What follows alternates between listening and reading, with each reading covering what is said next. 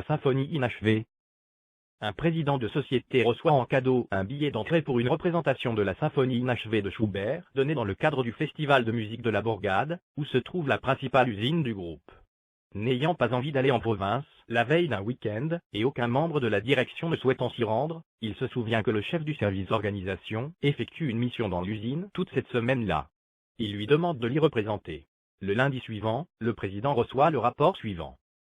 Monsieur le Président, j'ai observé avec attention le travail de l'orchestre exécutant la symphonie inachevée, comme vous m'y aviez convié. Voici les remarques que je pourrais vous faire. Pendant des intervalles considérables, les 4 joueurs de hautbois sont restés sans rien faire. On devrait réduire leur nombre et de répartir leur travail sur l'ensemble de la symphonie, de manière à éliminer les périodes de pointe. Les 12 violons étaient à l'unisson, ils jouaient tous les mêmes notes au même moment. Cette duplication est dispendieuse et parfaitement inutile. Il serait bon de réduire drastiquement l'effectif de cette section de l'orchestre. Si un volume sonore est réellement nécessaire, il sera plus économique de l'obtenir par le biais d'un amplificateur électronique, disponible aujourd'hui à des prix très raisonnables. Le coefficient d'utilisation du triangle est extrêmement faible. On a intérêt à utiliser plus longuement cet instrument, et même à en prévoir plusieurs, son prix d'achat étant bas, l'investissement serait très rentable. L'orchestre consacre un effort considérable à la production de demi-croches. N'y a-t-il pas là un raffinement perfectionniste? Je recommande d'arrondir toutes ces notes à la croche la plus proche. En procédant de la sorte, il devrait être possible d'utiliser des personnels moins qualifiés, donc moins onéreux, voire des stagiaires. Certains passages musicaux donnent lieu à des répétitions abusives.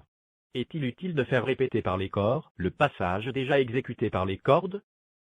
Si tous les passages redondants de ce type étaient éliminés, j'estime qu'il serait possible de réduire la durée totale du concert de 2 heures à 20 minutes. Notons incidemment que cela permettrait de supprimer l'entracte qui s'avère onéreux, compte tenu de l'éclairage de la salle et du foyer. Remarquons par ailleurs que dans bien des cas, les musiciens utilisent une main uniquement pour tenir leur instrument. Ne pourrait-on introduire un dispositif de fixation mécanique articulé pour ce faire? Cela libérerait les mains qui pourraient alors être occupées à autre chose. De même, il semble anormal de demander aux instruments avant des efforts par moment excessifs. Ne serait-il pas plus simple de doter l'orchestre d'un compresseur qui distribuerait l'air, sous pression adéquate, aux instruments concernés? Dernier point, l'obsolescence des équipements mérite d'être examinée de près. Le programme du concert précisait que le premier violon utilisait un instrument vieux de plusieurs siècles. En appliquant des échéanciers d'amortissement raisonnables, la valeur de cet instrument doit être quasi nulle aujourd'hui? Ne faudrait-il pas investir dans des équipements plus modernes donc plus efficaces?